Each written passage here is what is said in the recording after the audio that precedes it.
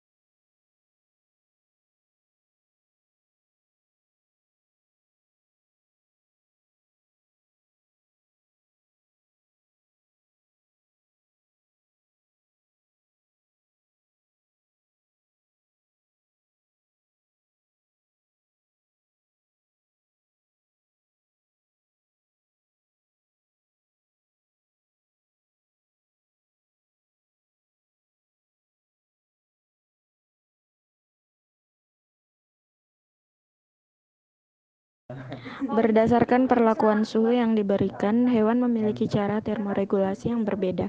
Hewan mencit tergolong kelompok hewan homoeterm karena cenderung mengikuti atau mempertahankan suhu tubuh badannya ketika diberi perlakuan suhu tinggi maupun suhu rendah. Ketika suhu lingkungan dingin, frekuensi denyut jantung cenderung meningkat. Hal ini terjadi karena dibutuhkan adaptasi berupa peningkatan metabolisme tubuh untuk menjaga suhu tubuh relatif lebih hangat dibanding dengan lingkungan. Dalam proses metabolisme dibutuhkan oksigen. Kebutuhan oksigen memicu frekuensi denyut jantung yang diiringi dengan peningkatan laju pernafasan. Sebaliknya, katak tergolong kelompok poikiloterm karena tidak dapat mempertahankan suhu tubuhnya dalam kondisi fluktuasi suhu lingkungan. Katak melakukan adaptasi tingkah laku untuk menstabilkan suhu tubuhnya. Hal ini yang menyebabkan frekuensi denyut jantung katak per menitnya lebih rendah dibandingkan dengan frekuensi denyut mencit. Hal ini sesuai dengan studi literatur yang ditulis oleh Merta DKK pada tahun 2016, bahwa mencit memiliki rata-rata denyut jantung sebesar 107,9 per menit, sedangkan katak memiliki rata-rata sebesar 64 per menit. Faktor-faktor yang mempengaruhi mekanisme termoregulasi adalah mekanisme fisiologis dan perilaku hewan. Hipotalamus yang terletak antara hemisfer cerebral mengontrol suhu tubuh sebagaimana kerja termostat. Hipotalamus merasakan perubahan ringan pada suhu tubuh. Hipotalamus anterior mengontrol pengeluaran panas dan hipotalamus posterior mengontrol produksi panas. Dalam praktikum ini, variabel perilaku hewan diabaikan sehingga fisiologi tubuh mencit dan katak seperti pembagian ruang jantung, sistem pernafasan dan keberadaan jaringan Purkinje mempengaruhi termoregulasi dan denyut jantungnya. Adapun kesimpulan dari praktikum ini adalah mencit dari kelompok mamalia termasuk ke dalam kelompok homoiterm karena dapat mempertahankan suhu tubuh, sedangkan katak yang tergolong amfibi termasuk ke dalam kelompok hewan poikiloterm karena tidak bisa mempertahankan suhu tubuhnya. Faktor-faktor yang mempengaruhi proses termoregulasi adalah fisiologi tubuh hewan dan perilaku tubuh. Frekuensi denyut jantung mencit lebih besar dibandingkan katak dalam 1 menitnya, baik sebelum maupun sesudah perlakuan suhu.